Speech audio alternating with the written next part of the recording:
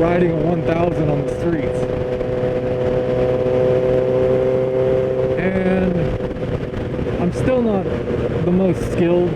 I definitely never have utilized this bike fully, but it's fun nonetheless. Like, it's still definitely fun on the road.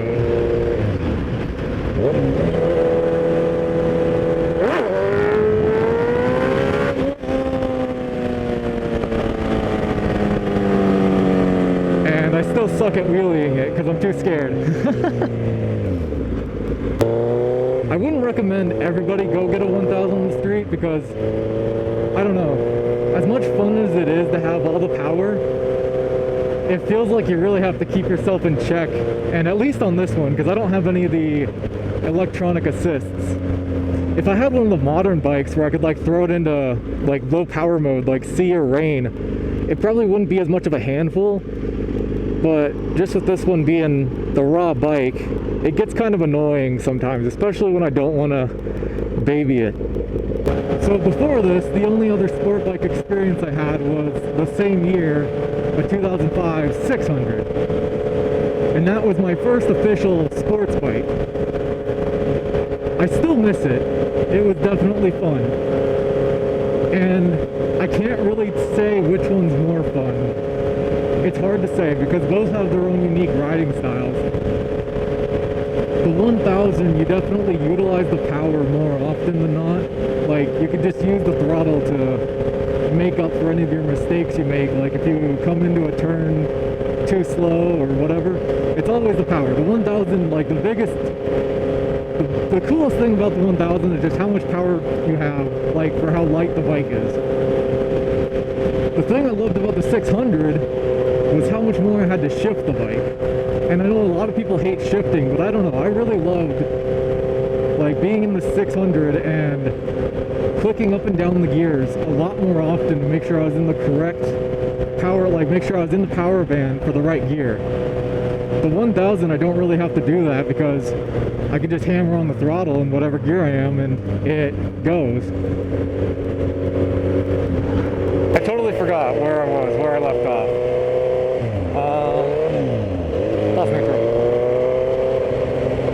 I don't know. There's really no point in getting a 1000 if all you're going to do is street riding, but that doesn't mean that you shouldn't buy a 1000. I just don't recommend for people who are starting off with like 1 to 2 years of experience to get on a 1000. And of course there's going to be the outliers that are like, oh, well, I started on a 1000. It's like, okay, good for you. I don't recommend it. It's possible. It doesn't mean everybody should do it. I was riding for 4 years before I finally got on a 1000. And I still feel like I could have waited a couple more years before I finally jumped to one. But yeah, for riding on the street, the 1000 is nice, especially in stop and go traffic, because that was the only thing I didn't like about the 600, is when we're doing speeds like this, where everyone's going like 20 miles an hour, I can be in first, second, third, fourth, it doesn't matter, and I can just putt along, barely giving the throttle any input, because the engine has so much torque that it doesn't matter what gear I'm in, it'll just go. And then watch, when we try to get up to speed here in third gear, it doesn't matter what gear I'm in. So that's the nicest thing about the 1000 in heavy traffic. Now, that's rolling traffic. Stop and go traffic is different because every bike's gonna suck in stop and go traffic because you gotta use a lot more clutch. And on a bike like this where I've only got one finger on the clutch, it gets very annoying.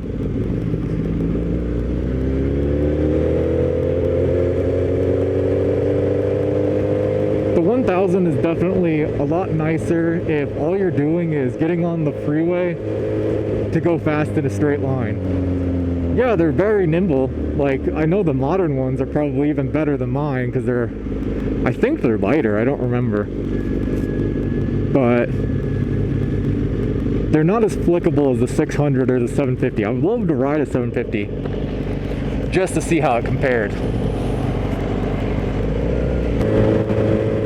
I don't regret getting a 1000. Like, this is definitely going to be my forever bike. I'm going to keep this for as long as I like. I don't have any plans on getting rid of this. Most bikes I've owned them just because I planned on riding them for a season and then getting rid of it to try something new. And that's why I jumped around so many bikes when I was first starting.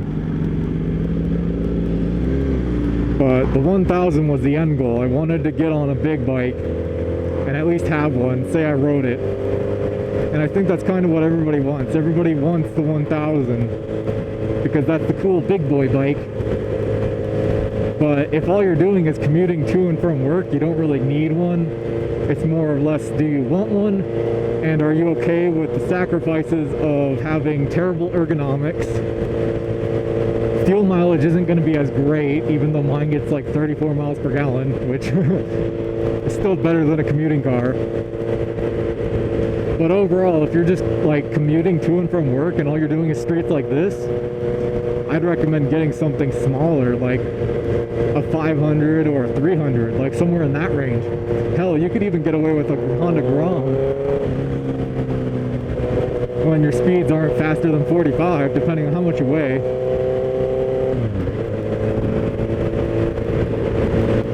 But yeah, I don't regret getting the 1000. It's definitely one of my favorite bikes. I would love to go back and buy a 600 or a 750 one day, so then I can have an actual comparison, like while owning both bikes versus like trying to remember what it was like on the 600. So that's all I got. That's all I really wanted to talk about today. I can't really think of anything else off the top of my head. I was not really planning on doing this. I kind of just started recording. But yeah, that's why I like the 1000. It's not the best, but I like its quirks, I like its pros, and I can tolerate the cons that it has. So that's kind of just one of the things that comes with dailying a 1000 on the street, is you got to accept that it's not the best bike for that choice, but if you love it and you love riding it, it's worth the downsides. So that's all I got to say. My helmet's fogging up again. Alright, bye-bye camera.